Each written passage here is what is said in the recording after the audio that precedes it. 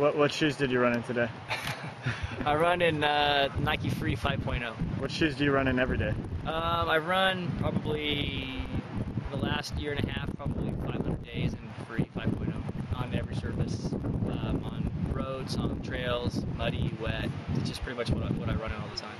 Why is that? I've always kind of felt like, going back a long time, I always felt like there was more shoe than I needed.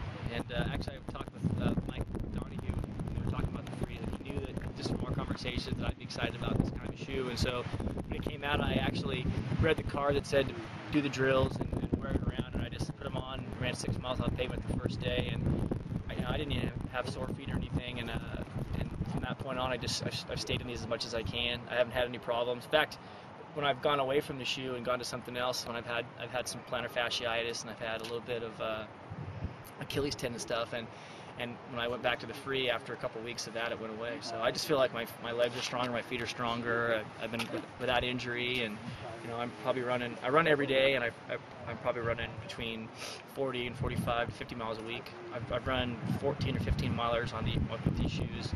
So for me they're working great. They don't change them too much. When you first ran in them, did you ever see this happening, that you'd be running them every day, or?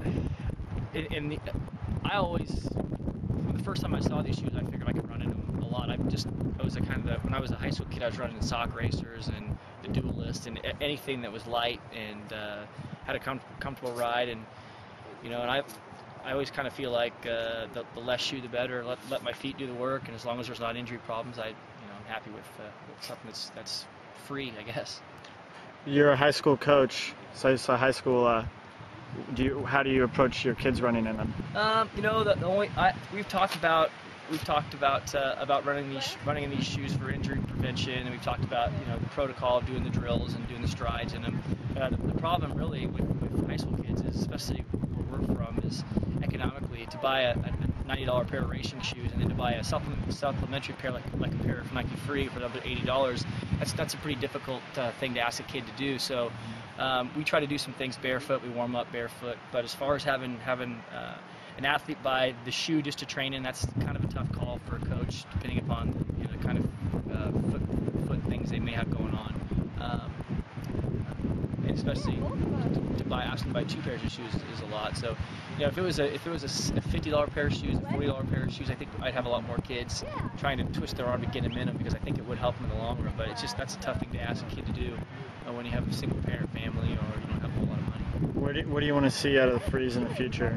I'm kind of a traditionalist. If it works, it's working for me, and so I'd like to see it go forever. I think hopefully that they stay true to the original concept, which was to allow the foot to do what the foot does. And I think that's kind of where it started, and I think the more you try to add to it and change it, and as long as you stay with that original concept, I think you're in good shape. I think if from my perspective, if you go away from that, then you lose the idea of what the shoe is intended to do, which is to let the body run like the body runs. Well, anything else? Hi, Mike.